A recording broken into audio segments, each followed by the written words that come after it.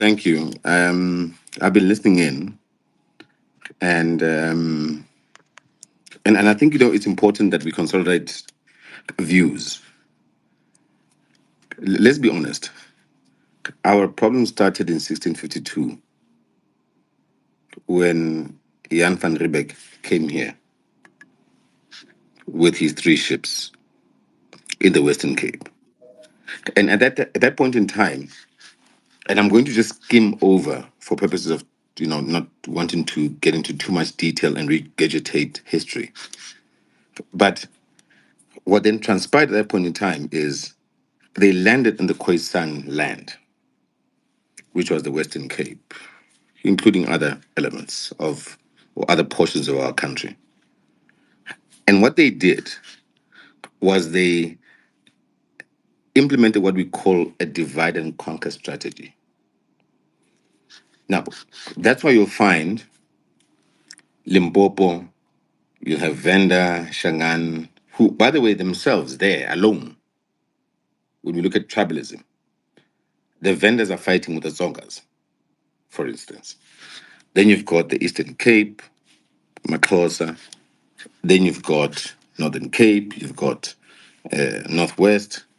I don't have to unpack any further than that. I think we understand where I'm getting at.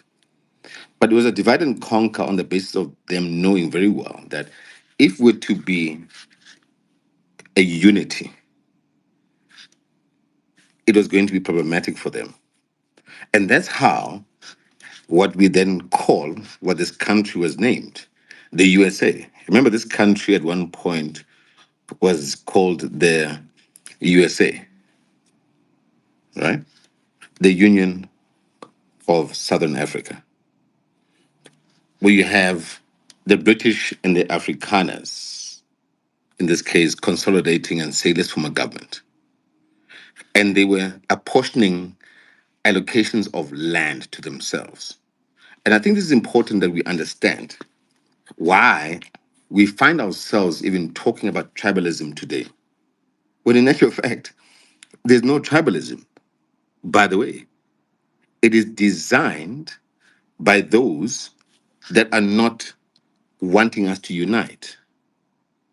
Now, I'm not going to use this platform to try and politic in terms of the MK manifesto, but I think it's important because the manifesto itself talks to that. Now, let's look at the issue of tribalism. They can refer off the back of the other speaker to President Zuma, KZN, and so on and so forth. But I think what most people don't understand is the following. Thabo Mbeki, when he was the president of this country, his majority vote, by the way, came also from KZN that catapulted him to being a president. Did they call the ANC a Zulu party then? No. If we look at the founders of the ANC, and I refer to Bab John Udube, he's from KZN. So the founding principles of the ANC itself are from KZN. If you think about it, if you look into your history, you will find that he was one of the founders. You know, but no one will ever refer to the ANC as being a Zulu party. If you want to reflect on a Zulu party, there's one Zulu party that you can say yes is indeed a Zulu party. It's the IFP. It's known from day one. They were known as a Zulu party. So where am I getting at with this? I am saying that even with the formation of MK, if you look at what then transpired in our history, you will see that the apartheid government, upon their formation when they brought the Lands Act, as visitors, by the way, who were given land by our kings and queens at that point in time, disrespected us. When they formulated government, they then relinquished the kings and queens to zero. That's why today you can find that a member of the municipal council is more powerful than a king. And that's why we don't recognize our kings. So the reality that we are faced with as Amanda Mnyama is that today we're still faced with the issue of a divide and conquer. Why are we discussing tribalism today? We shouldn't be discussing tribalism. Sabanda Mnyama. We should be forming a unified compact, a unified front to say we know that our challenges are economic emancipation, land, and all the key factors that ought to represent us as Awanda Mnyama. Remember, when Mkhonto weSizwe was found, the military wing, off the back of the South African National Natives Congress at the time, founded by Ubab Dube as a participant, by the way, coming from KZN, Mandela and the likes of Jozitube are the ones that decided that we cannot, because of the fact that the ANC was disbanded at the time and could not sit across the table with the apartheid government, that the only way to now win back our country was by way of the bullet. That's why Mkhonto weSizwe was formed. That's why you find that for the first time, Mkhonto weSizwe was the only platform whereby you had patriotic South Africans, black, white, Indian National Congress, all of them came together. And they said, we have to take back our country. And mind you, at that point in time, most of the leaders of the ANC didn't want to participate in this project of Mkhonto weSizwe, fighting the apartheid government. They didn't want to. They didn't want their hand to be seen in it, right? But Mkhonto weSizwe was then formed as a military wing, and let's be honest, it's the same Mkhonto weSizwe that liberated this country. The military veterans that we now know, the likes of Cyril, the likes of this government, were then, they disbanded those structures. Come 1994, who was the chief negotiator of the so-called GNU? Remember, when you form a GNU, you form a government of national unity off the back of a crisis. The crisis was apartheid. And the biggest challenge that we have, if you look at Zimbabwe, for instance, you'll never find any levels of infiltration there. Because if you were a spy, they killed them before they even came to the country. In our case, because we're too liberal, we even allowed spies that were collaborating with that regime back into the country. The CIA, MI6, Mossad, all of them, they were participant in constructing what we then now call a constitution. And then in that constitution, part of the prescripts of that constitution were very clear that whites must continue to control and hold all the powers and the privileges that they had, and that all we would do was to form a government of a so-called national unity. Let me tell you what's also interesting. Mkhonto weSizwe at the time, our soldiers, because as part of this pact called a government of national unity, our soldiers were then told that because there's the South African National Defence Force, there's no need for any other army. So we were then absorbed, supposedly, in the South African National Defence Force. What happened to our people? What happened to those soldiers? Today, they're still suffering. You know, you'll find a Thabo Mbeki, he goes and does a lecture and says, those people that go and tumble, and forgetting that, by the way, he himself was in Sussex in the UK when people were fighting for this country.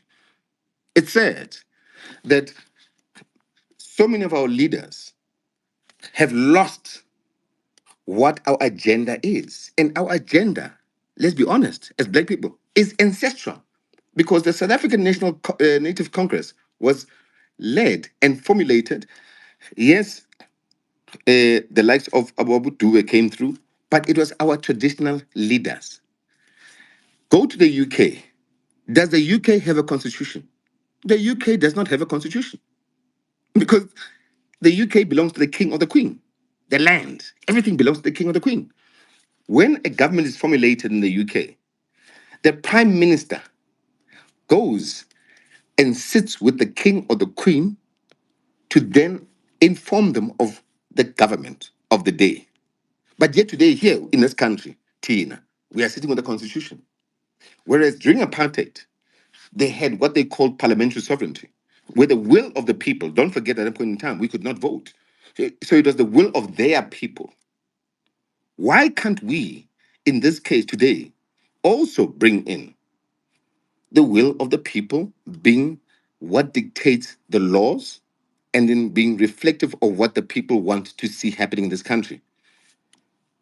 So why must we also have a constitution? We don't need a constitution.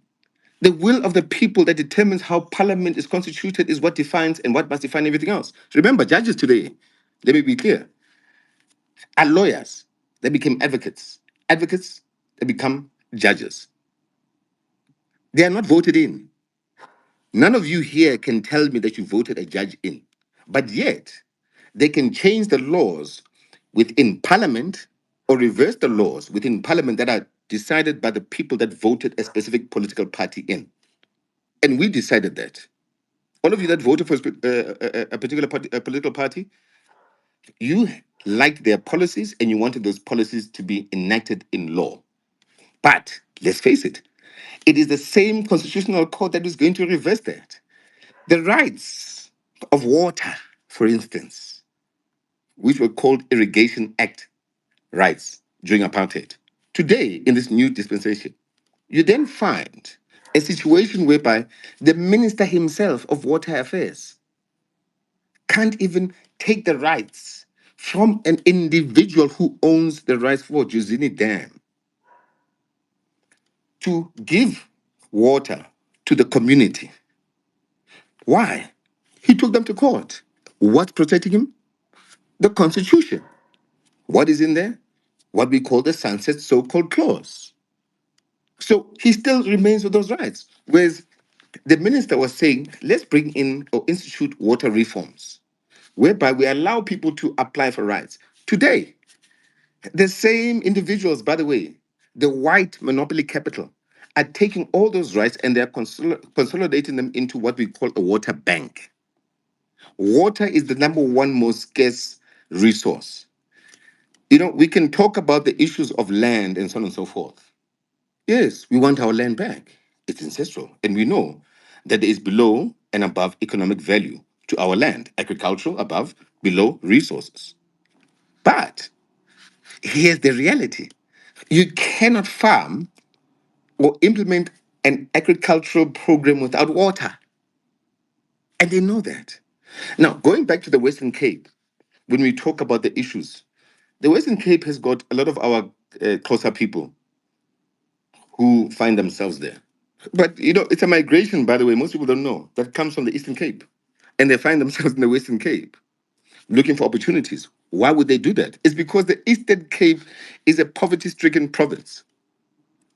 Now, why the Western Cape and why do we find ourselves whereby we have the Eastern Cape being controlled by the DA? And why are they so beholden onto the Western Cape? The Western Cape, when it comes to South-South trading, from the east to the west and from the west to the east, every single ship goes past our waters. Where? Western Cape. Huge amount of revenue that is happening there. Even when it comes to military intelligence or military strategy, you would rather partner with that particular country that has got that centered um, point of presence, like the Western Cape, in this case, South Africa. So let's forget issues of tribalism. We're busy talking about tribalism. For what? In this day and age? That's what we say as Mkonto says, if I must get to that, is that if you look at our number one pillar, it says, let's reclaim our dignity as Abantu Abamnyama. We've become too Eurocentric. We become too westernized. That's why Abantwana bethu namhlanje, I'm telling you, most of you guys would never lift a finger on any of your parents or anyone that's older. It's a fact, because we come from a different generation. Today, we find ourselves with our own kids lifting their own hands against us. It's because it's Eurocentric. It's westernized. It's not our culture. If I was to take any of you here and I blindfolded you and I land you in China, just look at culture, right?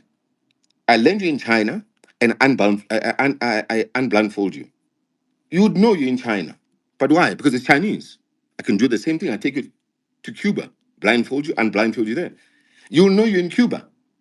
But if I brought you to South Africa, let's say I blindfold you and I unblindfold you here in South Africa in Sentin, are you telling me that you'd know that you're in South Africa? No, you wouldn't. Because our culture is not inculcated in how we do things, neither is it inculcated in our corporate. In Japan alone, let me share with you. In Japan, if you're even a CEO and they want to fire you, because it's part of their culture, they will never just fire you and exit you from the company.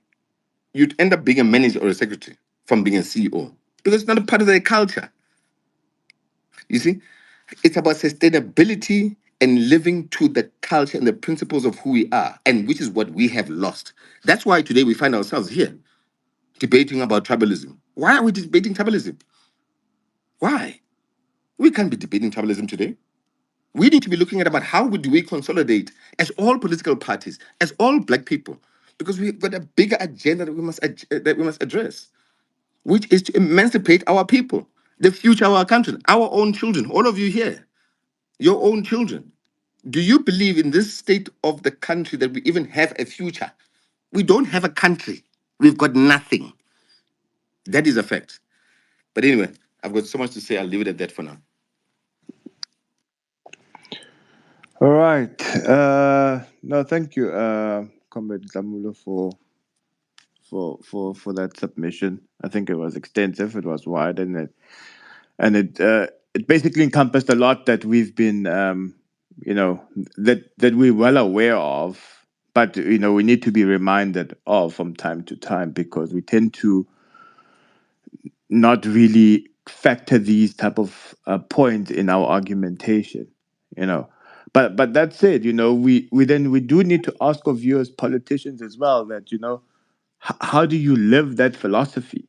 How do you illustrate that to the everyday person to say that this is the direction that we need to go as a people? How do you do that in parliament? Yes, I mean, some of us have seen moments of you speaking in your home language and so on and so forth, but how do you actually spread that philosophy so that it becomes inculcated or at least re-inculcated in our society? It's one thing to speak in the manner that you have in settings like this, but it's a completely different other thing to be an embodiment of that particular philosophy. And I think that's something perhaps that politicians, particularly black politicians in South Africa, need to think about.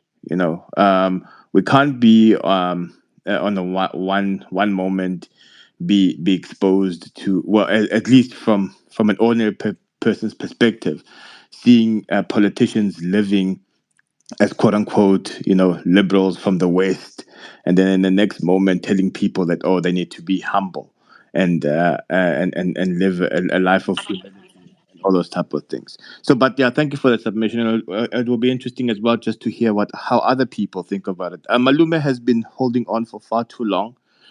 No, Um, but it's not fair, Malusi. oh, okay. I'm sorry, Siswam Huskies. Okay, we'll go with you first, and then we'll go to Malume and take Thank it you, in my that order. sweetheart, I'm my really, really first sorry. love, my Woo! every Sure. love, Sure. all the I'm time. I'm Only Mr. Malusi. Tricky. Nguska ba le mono o etsahalang jwale? Hai.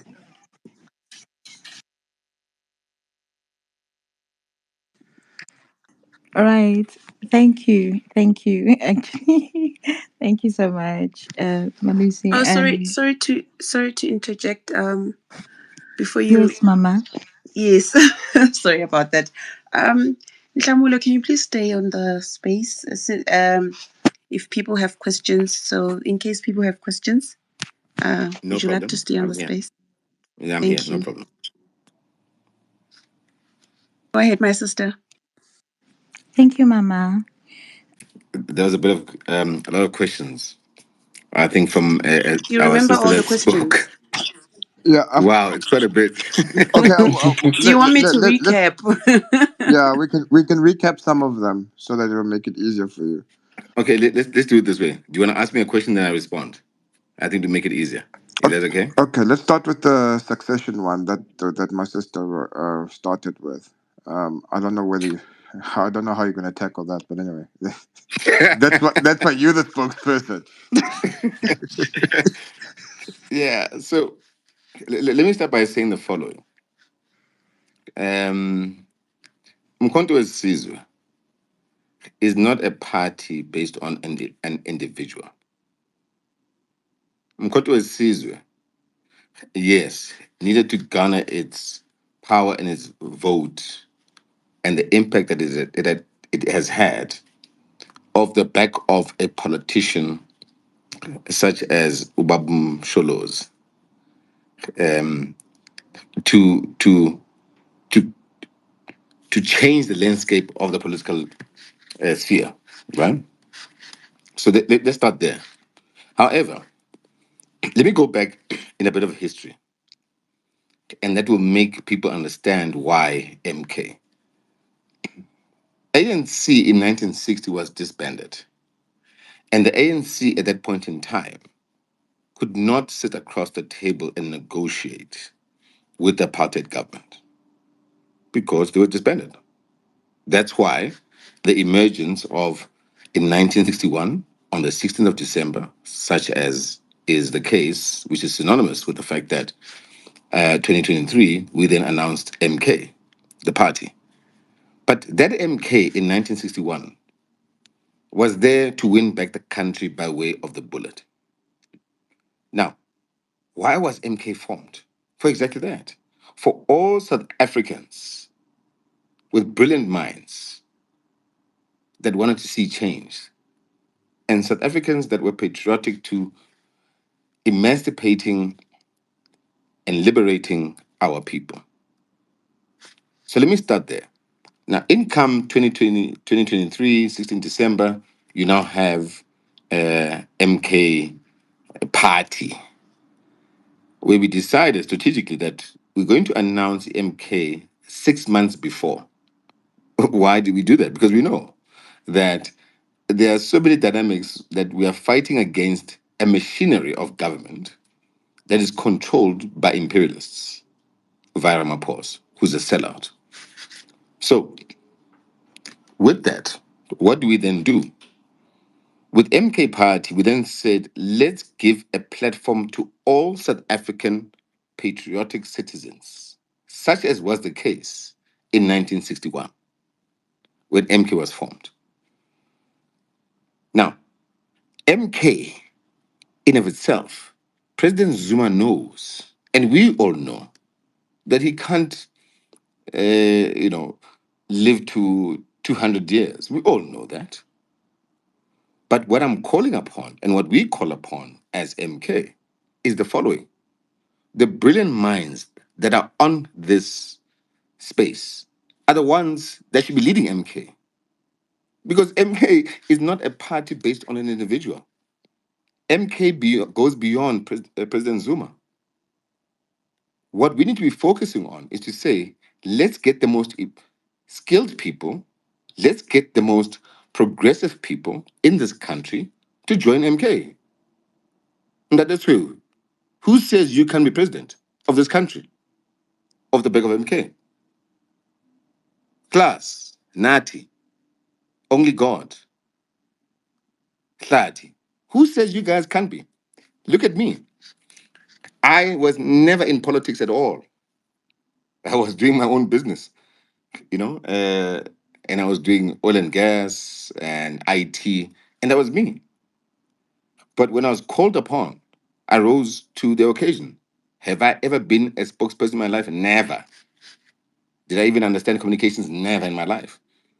But because I am one person that wants to see change, when I was given the spear, I spearheaded the agenda of our people.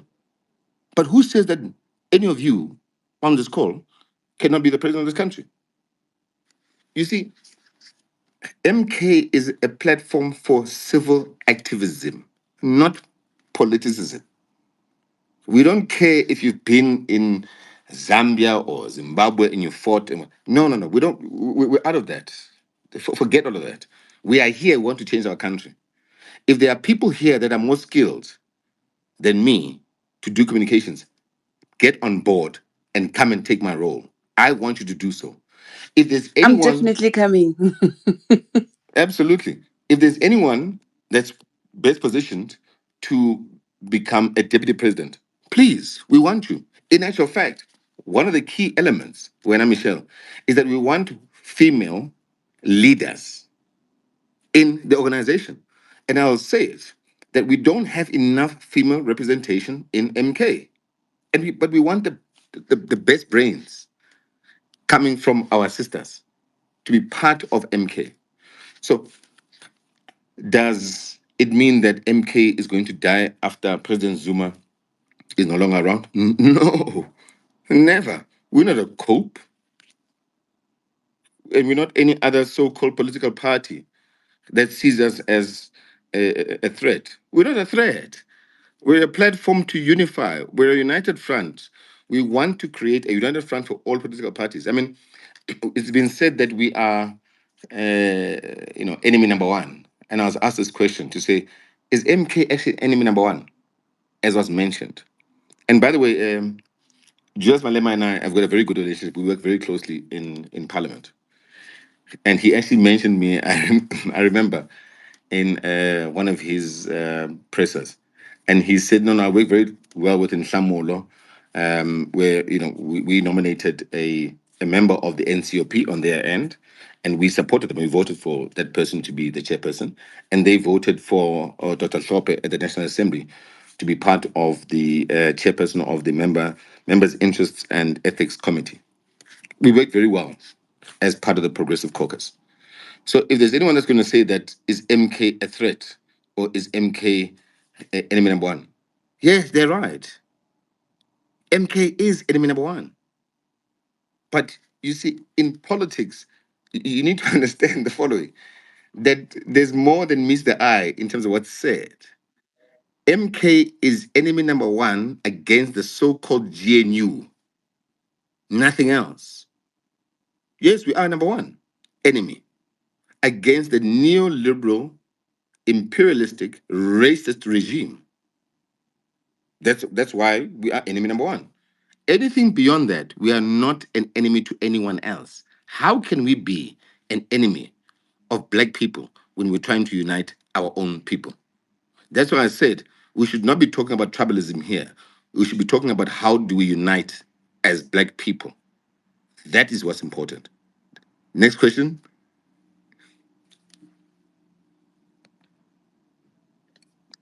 Lucy, That next is it. question. Oh, Ubab Flati wants to know, and he's been actually raising this question throughout, and I'm sure it's also raised to you. It's about the criminal allegations leveled against the head of state. Is this something that the MK could potentially look into? Well, this is the situation we're sitting with, right?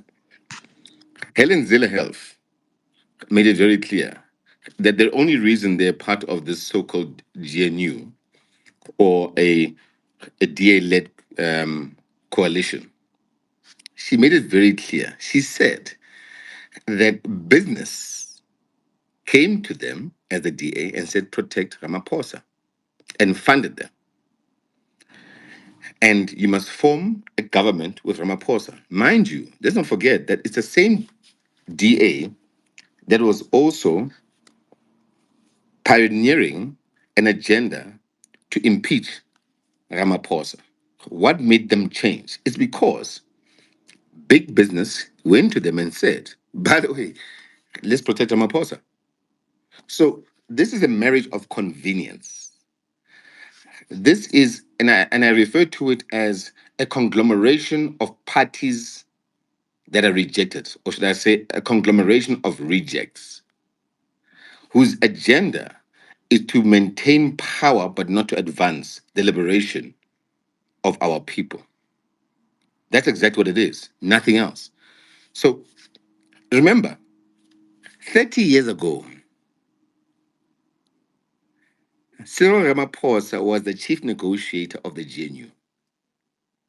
At that time, it made sense because remember, I said a GNU is formed off the back of a crisis. So, yes, we had to have a united government. 30 years later, guess who shows up? The same Ramaphosa as what? The chief negotiator. With who? The DA. Now, if you look at what happened 30 years, in the 30 years, has anything changed? No.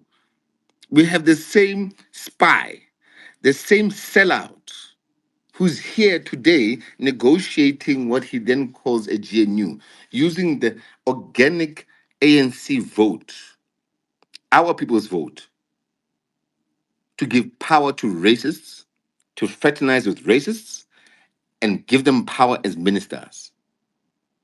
That is what's happening here. So Ramaphosa is just a constitutional delinquent that is loitering the union building. The only reason that the ANC has not dealt with him, because in the same way that they recalled President Zuma, which was the NEC, why can't this NEC do it? It's because he's doing deals with them. He's giving them deals, and he knows too much about them. That's the biggest problem. So that's why this NEC in of itself is a failure in of itself. They don't have a soul. They do not represent us. By the way, if you see all these other parties, we all come from the ANC. The ANC, in terms of the core of the ANC and what it stands for, is still deep in my heart. But like in 1961, where we had to rescue the country because the ANC of 1960 could not do anything, we, at that point in time, as Mkhonto Wesizwe, won the country back by way of the bullet. Today, we're saying we're going to win it by way of the ballot. So it's synonymous. History is repeating itself. It is synonymous with what's happened in 1960, 1961. Today, we are saying we're going to take back what our ancestors, that were the founders of the ANC and the core values of the ANC, getting our land back by using a different vehicle, which is Mkhonto Wesizwe Party. And we'll use it what? Within the constitution. The same constitution, by the way, that was negotiated by a sellout, who today is a billionaire, who talks about Tinswalo. Yet our children die from cheap snacks of 150, staying in the township. But white people's children die from motorbike accidents, from expensive car accidents. They die, white children die expensive deaths, whilst our children die cheap deaths from snacks. So Ramaphosa has got to step down. That's why throughout the election campaign, I kept saying the ANC of Ramaphosa. And people didn't understand. Why do you keep saying the ANC of Ramaphosa? I'm like, this is not the ANC that we know. It's a straight-jacketed ANC. It's been bought. It's been controlled by white monopoly capital. It's not different to the ANC during apartheid that could not emancipate or liberate its people then. And MK had to be formed to get our country back by way of a bullet. Today, we're saying this ANC is exactly in the same position. It's been bought. They can't even implement their own policies. Nationalize the Reserve Bank. Have they done that? No. Why? Because there's capital interests. Now, can you then take back the land without compensation? No. Land restitution? No, they can't. They are bought. They are part of the big deals. The likes of Mavusam Simang, and I know him very well. I know most of these people very well. He sits on the board of Harmony Gold. Are you telling me that he, for instance, as an example, will want to relinquish his role with all the money that he's getting to then say that his mine must be nationalized? No. So we have got people here that are totally compromised and beyond compromised. They are bought. The ANC is bought. The ANC is it's a bank account. That's what the ANC is today. It's a bank account for the West. Next question. But comment Nhlamulo, just a simple yes or no with respect to Baplati's question here. He's been a whistleblower as well. So based on the information that he has, is this something that the MK would be willing to take forward to actually look into? Because these are quite serious allegations that he's bringing forward. So is he someone that you guys could basically assist or Yeah. at least take into account what he's been raising about the president? No, Obaba is spot on, and we know some of those issues, right? So we've always said that we've got a program within Parliament, and we're going to fight within Parliament and outside of Parliament, right? So are we aware? And I'll actually add to what Obaba was saying. Today we've got a two-pot system. Most South Africans don't understand what that means.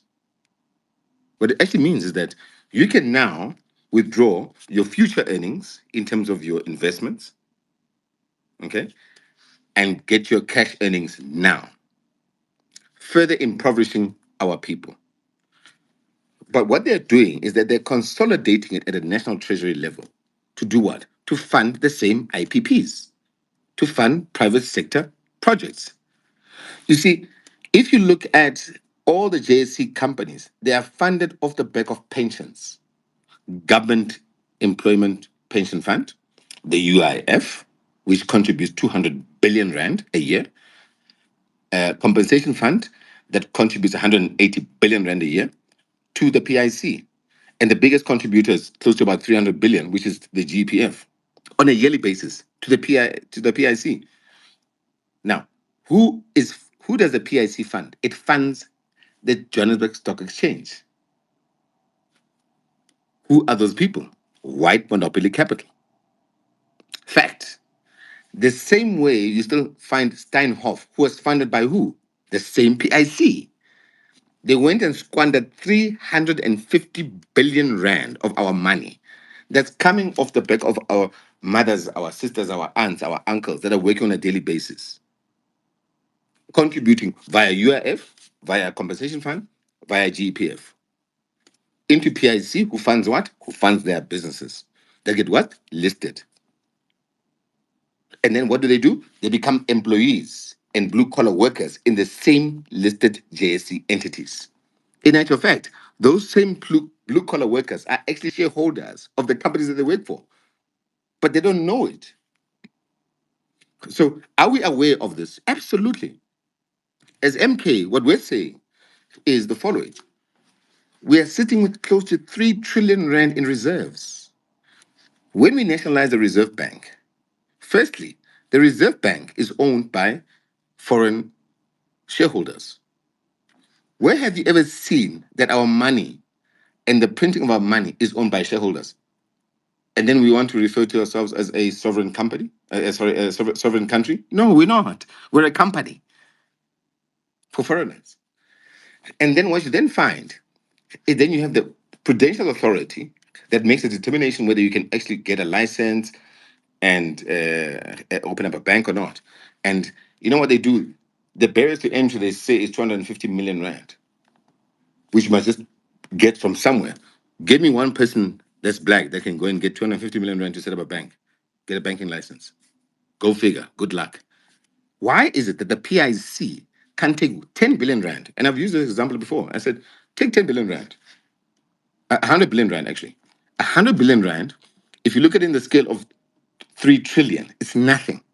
100 billion rand, you take 10 billion and you give it and you set up 10 banks whose agenda is going to be to drive employment, to drive entrepreneurship, to drive SMMEs. Remember, SMMEs are the vortex of any economy because that's where the job creation comes from. So why are we not doing that? But we are very keen to give white companies to list themselves on the JSC of the back of our people's money, our mothers, our fathers, our uncles, our brothers that are actually working as blue collar workers on a daily basis, sweating in the same checkers, the same Pick and Pay, the same, all these companies you see they're listed, all of them get our money from us. It even goes where it's actually worse when it comes to issues related to the the grants. Social development today pays checkers, boxer, pick and pay, spa directly billions of rands for our people to collect from them. Why? And then they then say to our people, no, you can collect at a very nice discount and we'll actually work out very nice, uh, you know, food packages or bread baskets, whatever the case may be. But the fact is, why are we subsidizing white monopoly capital that we funded already via the PIC? Why? Why are we not giving black agricultural um, entities and giving them the farmers, giving them organic foods? That's where now the issue of GMO comes in. Now all of a sudden we are consuming food that we don't even know where it comes from. Abu Woolies and so on and so. We don't even know. All of a sudden there's a huge rise of black people now getting cancer. When it's in it's not part of it's never been part of our gene to be having cancer. So all I'm saying is that we need to conscientize ourselves when it comes to that. We are aware when it comes to the two-pot system, as Ubaba said, that they are busy funding of the back of treasury their own Cyril Ramaphosa's IPP deals, as Ubaba put it. He is spot on. Next question. So it will be dealt with then. Beyond being dealt with, Cyril Ramaphosa must go to jail. Okay. Where does MK stand on the issue of borders? I believe that was also one of the questions.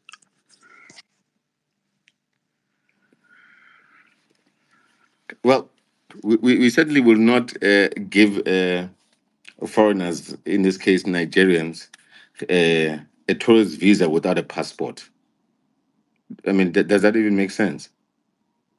I mean, really? I'll give you a visa without a passport. And remember, the law in this country states very clearly and categorically that if you're going to invest in this country and you want to be a business investor, you must have a minimum of 5 million rand. So I want to ask a question. All these puzzle shops with these Pakistanis, do they even have 5 million rand? And even if they did have the 5 million rand, would they be opening a mass puzzle shop? Question, right? This is where we need Tutuzani because he has all the proof. No, Shamula, you're patriotic. No, you're very patriotic. Thank you, my brother. So we can't allow illegal immigrants in our country. We've got porous borders. Now, here's the crazy thing. Cyril Ramaphosa forms this so-called GNU. He goes and gives power to the DA in the form of a minister called Schreiber. So Schreiber, let's not forget, you go to all these restaurants. Who are they owned by? White people. Where do they? Who are their employees? Zimbabweans. In most cases, who are illegal. So what are they doing? They are marginalizing us, marginalizing our people. Let's not forget, off the back of that, that whites in the system, they always mirror whatever we do. So, for instance, if you go to healthcare, uh, government hospitals, they've got private healthcare. If you got police, they've got private security. If you have education, they have private education. These people, by virtue of the same constitution, gave them too much power to a point where now, today, it's allowing them to bring in foreign illegals for cheap labor to marginalize us. And then what are they going to do at some point? Give them IDs. And when it comes to voting, they'll ensure that they vote for the DA. They'll ensure that they vote against us. That's exactly what's happening. It's a huge strategy that they're busy with these people. But psychologically, Tina Lapana, oh, okay, it's what ANC, but yeah, Omapos Lapana, yes, it's a GNU. There's no GNU. This is a coup. It is a coup that people don't even see is happening. It's a coup that's happening right under our noses and Cyril's nose. Next question. Someone is asking if you have any plans for the 2026 local government elections. Well, let me put it this way. All that voted for ANC can tell why we said this is the ANC of Cyril Ramaphosa. Let's not forget that we all come from the ANC. We love the ANC, the true, unorganic ANC, not this ANC. It doesn't represent us. So, for those that voted for the ANC, they were betrayed because their power of their vote has now transcended into, white monopoly capital getting ministerial positions. They've sold out. They your vote is fraternizing with racists for those that voted for the ANC. Let me start there. We wanted it to happen this way. If we were not true to our cause as Mkhonto as a party, we would have joined the GNU. We've got enough power to do so. Did we do that? No. We're not going to. We're not going to sell out from our cause and then now join the GNU so we can have blue lights and all of us. Nhlamulo Ndlela, a minister. It means nothing to me. That's why I think part of there's a question whereby our sister then raised to say you are in parliament or in government and then in the party. Yes, she's right. I myself, as of last week, if maybe some of you have not seen it, I resigned. I'm going to resign from parliament. I'm going to go back to the party. I'm resigning from parliament because there has to be a clear separation of duty, clear separation of power. And this has got nothing to do. Remember, this is just parliament, not even in government. I'm not a minister. I was just a member of parliament, right? So, but I'm going to step down, give someone else that role because we need to fix our party. I need to get back on the ground to ensure that Umkhonto is seizing what it stands for, that is aimed at liberating our people, stands true to the cause. So, yes, we know there's going to be elements of infiltration of individuals that come from different parties that want to now try and let me tell you, Mkhonto is like a washing machine. We'll flash you out very quickly. And I can tell you on this call, with all of us here on this space, there are people that are not going to last if they've got agendas within Mkhonto season, because we're not for that. Now, come 2026, we're going to take all municipalities. I can tell you, 70% of municipalities we're going to take. Forget this thing that you're seeing of the by-elections. We're just testing here our machinery. you know, we're just testing our machinery.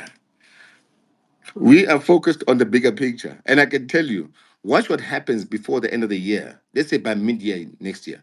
I've got a huge program. Watch what happens pertaining to that with the content of the season. Next question.